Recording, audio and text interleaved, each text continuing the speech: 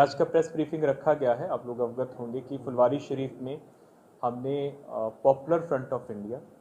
और उसका जो पॉलिटिकल विंग है STPI, उनके कुछ कार्यकर्ताओं को गिरफ्तारी की गई है। मामला ये था कि हम लोगों को कुछ इनपुट्स प्राप्त हो रहे थे कि एक जगह है फुलवारी में, नया टोला अहमद पैलेस करके, उसके जो मालिक मकान है मोहम्मद जलालुद्दीन, ये पहले झारखंड पुलिस में सब इंस्पेक्टर रहे हुए और वहाँ से सेवानिवृत्त हुए हैं, कि इनके मकान में एक ऑर्गेनाइजेशन, तब तक ऑर्गेनाइजेशन की हम लोगों को जानकारी नहीं थी कि कुछ लोग वहाँ पे मीटिंग्स करते हैं और मीटिंग्स के माध्यम से धार्मिक कठोरता और जिसको हम अंग्रेज़ी में बोलते हैं रेडिकलाइजेशन, वो करने का प्रयास कर रहे हैं। तो इस ऑर्गेनाइजेशन को हम लोग काफ़ी देर से फॉलो भी कर रहे थे और हमारे अलावा जो बाकी सिस्टर एजेंसीज़ हैं, इंटेलिजेंस एजेंसीज़ हैं, उनके पास भी कुछ इनपुट्स थे।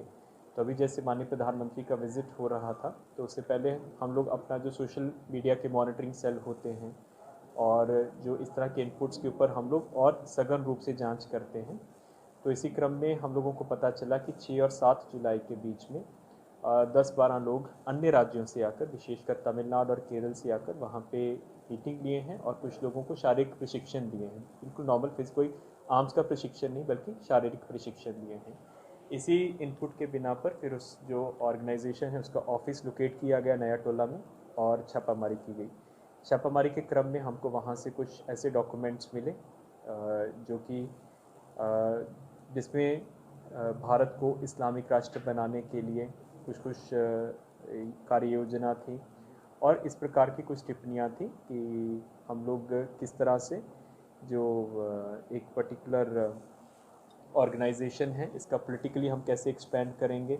और किस तरह से धीरे धीरे इस्लामिक राष्ट्र की तरफ हम लोग देश को लेकर जाएंगे। उसी के बिना पे इन डॉक्यूमेंट्स को सीज़ किया गया है और फुलवारी थाना में FIR हुआ है। कुल 3 लोगों की अभी तक गिरफ्तारी हुई है। उनमें से जो एक हैं अथर प्रवेश के जो अपने भाई हैं मंजर प्रवेश, वो पहले सिमी, जो कि अब बैन हो चुका है,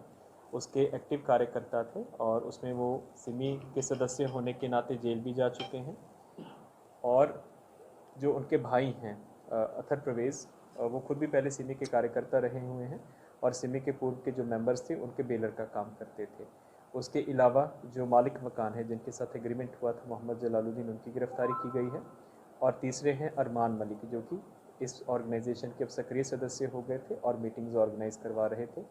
FIR में कुल 26 लोगों को नामजद किया गया है, जिसमें अधिकांश लोग बिहार के हैं और कुछ लोग बिहार के बाहर के भी हैं, कर्नाटक के हैं, और उनकी प्रति साक्ष्य संकलन की कार्रवाई की जा रही है। और अभी तक जो अनुसंधान, अभी तो अनुसंधान बिल्कुल प्रारंभिक स्टेजेस पर है। जो पता चला कि ऑर्गेनाइजेशन बेसिकली मोबिलाइज़ करती थी, मस्जिद में और मदरसा में यूथ्स को मोबिलाइज़ करते थे और कठोरता की तरफ, जिसको हम अंग्रेज़ी में रेडिकलाइजेशन बोलते हैं, उसके लिए ये लगातार कार्यशील थे। इसका जो मॉडस था कि ये लोग जैसे शाखा होती है, RSS अपनी शाखा ऑर्गेनाइज करते हैं और लाठी की ट्रेनिंग देते हैं, उसी तरह से ये लोग शारीरिक प्रशिक्षण, फिजिकल एजुकेशन के नाम से लोग अपने यूथ्स को बुला के और उनको प्रशिक्षण दे रहे थे और उसी के साथ ही जो अपना एजेंडा है और प्रोपेगेंडा है उनके माध्यम से यूथ्स को ब्रेन वॉश करने का काम कर।